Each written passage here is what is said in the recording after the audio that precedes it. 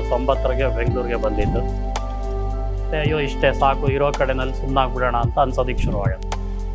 ಆದರೆ ಯಲಹಂಕದಲ್ಲೇ ಸಿನರ್ಜಿನಲ್ಲೇ DS Max ಅವರಲ್ಲೇ ನಮಗೆ ಅವಕಾಶ ಆಗಬೇಕು ಅಂತ ಬರೆದಿತ್ತು ಅಂತ ಕಾಣಿಸುತ್ತೆ. DS ಮ್ಯಾಕ್ಸ್ನವರ ಬಜೆಟ್ಗೂ ಬೇರೆಯವರ ಬಜೆಟ್ಗೂ ತುಂಬ ವ್ಯತ್ಯಾಸಗಳು ಕಂಡುಬರುತ್ತೆ.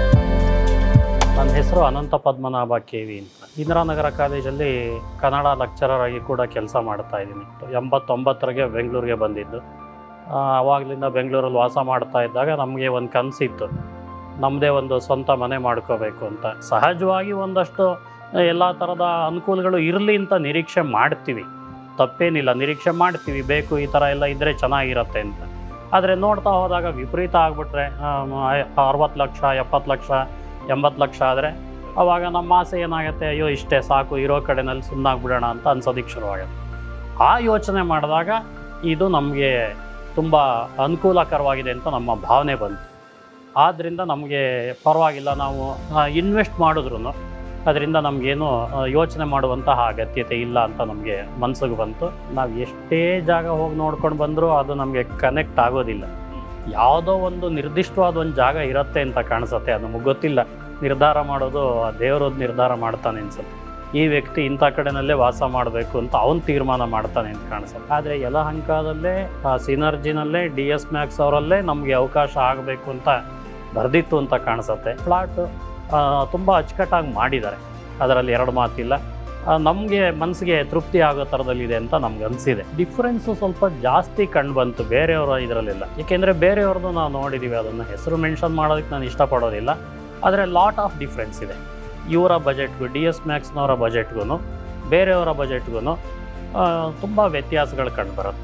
ನಮ್ಮ ಬಜೆಟ್ಗೆ ತಕ್ಕಂತೆ ಇರುವಂತಹ ಜಾಗ ಮತ್ತು ಯಾವುದಾದ್ರೂ ಅವಕಾಶ ಇರುತ್ತಾ ಅಂತ ನೋಡಿದಾಗ ನಮಗೆ ಇಷ್ಟವಾಗಿದ್ದು DS ಮ್ಯಾಕ್ಸ್ ಅವ್ರದ್ದು. ತಂದೆ ಹೇಳ್ದಂಗೆ it is a dream for every one ಮನೆ ತಗೊಳ್ಳೋದು. ಕೆಲವೊಂದು ಕಡೆ ನೋಡ್ತಾ ಇದ್ವಿ, ನಮ್ಗೆ ಅದು ಸೆಟ್ ಆಗ್ತಾ ಇರಲಿಲ್ಲ.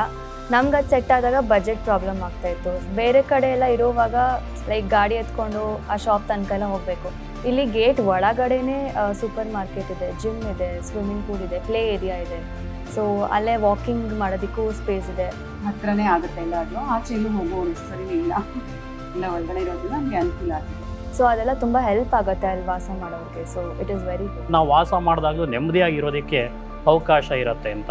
ಕನೆಕ್ಟಿವಿಟಿ ಎಲ್ಲ ಕಡೆಗೂ ಇದೆ, ಬಸ್ಗಳಿದೆ, ಮತ್ತು ಒಂದು ರೀತಿ ಆಲ್ಮೋಸ್ಟ್ ಸಿಟಿ ಮಧ್ಯದಲ್ಲಿರೋ ಭಾವನೆ ಕೂಡ ನಮಗೆ ಬರುತ್ತೆ.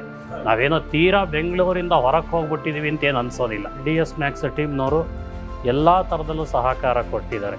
ನಮ್ದು ಯಾವುದೇ ಥರದ ಅನುಮಾನ ಇದ್ದರೆ ಅದನ್ನು ಪರಿಹಾರ ಮಾಡಿದ್ದಾರೆ. ಬ್ಯಾಂಕ್ ಲೋನ್ ಮಾಡಿಕೊಡುವಾಗ ಎಲ್ಲ ಪ್ರೊಸೀಜರ್ಗಳನ್ನ ವ್ಯವಸ್ಥಿತವಾಗಿ ಮಾಡಿಕೊಟ್ರು. ಡಾಕ್ಯುಮೆಂಟೇಷನ್ನು, ಖಾತಾ ಟ್ರಾನ್ಸ್ಫರು ಇತ್ಯಾದಿಗಳ ಬಗ್ಗೆ, ಮತ್ತು ಯಾವ್ಯಾವುದು ಡಾಕ್ಯುಮೆಂಟ್ಗಳನ್ನ ಅವರು ಒದಗಿಸ್ಕೊಡ್ಬೇಕು ಅದರಲ್ಲೂ ಎಲ್ಲ ತುಂಬ ಅನುಕೂಲಕರವಾಗಿ ಮಾಡಿಕೊಟ್ಟಿದ್ದಾರೆ. When time comes things will happen ಅಂತಾರಲ್ಲ. So at that point of time we understood that DS Max ತುಂಬ ಚೆನ್ನಾಗಿ ಸಪೋರ್ಟ್ ಮಾಡಿದ್ದಾರೆ. So thank you so much.